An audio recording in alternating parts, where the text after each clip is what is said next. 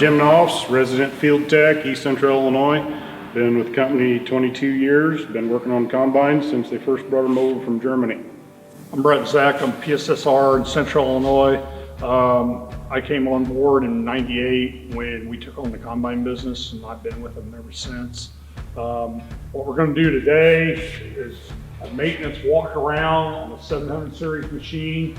This happens to be a 740 with auto loop. So your machine may be a little different, but a lot of the functions, a lot of the things that you're going to need to look at are the same.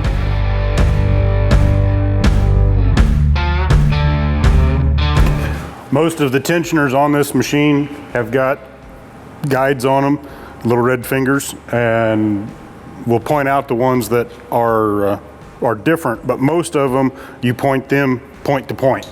The one in behind this shield here, it's not the easiest to get to. My personal preference, 4 bolts, and you can take this shield out, and then you've got room to get in there to work.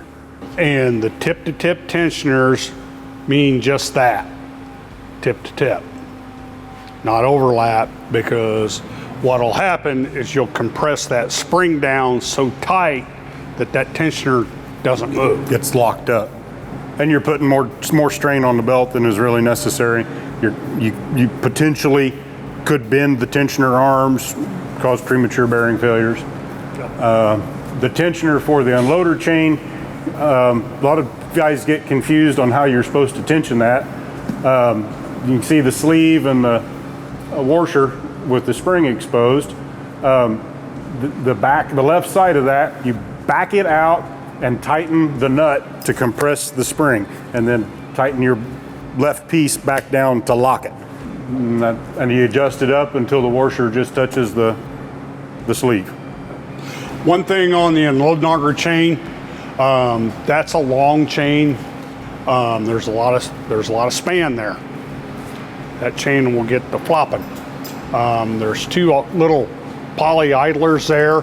Check those. Replace them if they're wore. The other thing on these chains, guys, remember this is no ring chain. Do not oil it, please. Do not oil it.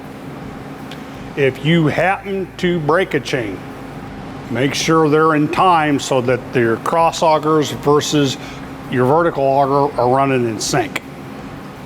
We'll kind of move to the kind of center side of the left side of the machine here. That pulley up there, the big cast pulley, that's dude. Make sure and keep that clean. And I know, especially in beans, you're gonna make about 2 rounds and it's gonna be full, which is fine. What we don't want is for it to pack in there and get tight. Make sure and blow that out every single day. If there's loose dust, bean chaff, whatever, that's okay. Because what that actually works as a cooler for that gearbox. What I have had happen when that stuff gets hard and packed in there, a chunk will fall out, and you can set up a vibration in this machine that you can feel in the cab, and you have trouble trying to decipher where it's coming from until you start poking and prodding around in that, and the big pieces start falling out. It's a smart thing to do. Yep.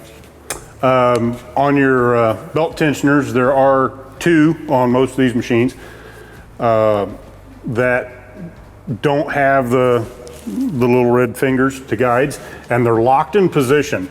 It's stage 1 and stage 2 of the shoe drive.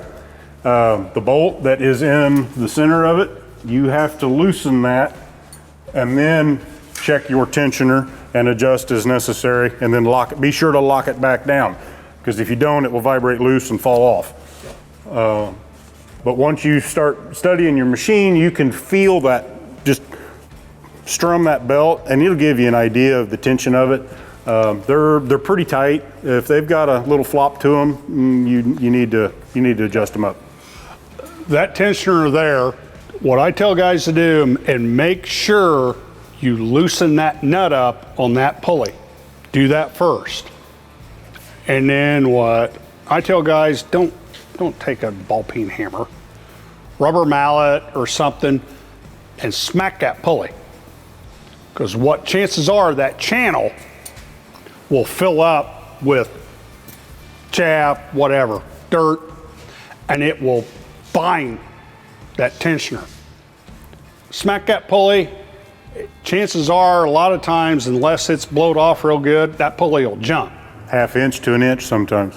And then you can retension it and make sure and tighten up your pulley again. But make sure and loosen that pulley up. And then stage 3 is behind all of these shields. And there's another shield here, so you tend to forget about it. But you can unbolt this rear panel to get to it, or lay underneath from the bottom and look at it. But it's another tip-to-tip red tensioner.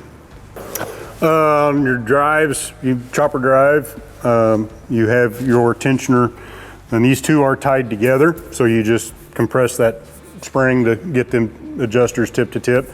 It may change depending on whether you're on low or high speed for corn or beans. Inspect this belt. This is your chopper drive belt. There's a lot of RPM on this belt. That chopper creates a lot of RPM. Make sure and look at that belt. Make sure when you switch to corn, if you're cutting beans, put it on the low side. And when you go to beans, make sure and put it on the high side. A common thing to look for when you are walking around, there is a gray brace that runs from this jockey pulley here up to there. Where that brace bolts to this intermediate pulley, check that and make sure it's not cracked. It's a very common failure, and most of the time what's causing that, there's a vibration in the chopper and it's transferring up and it's causing that to fail.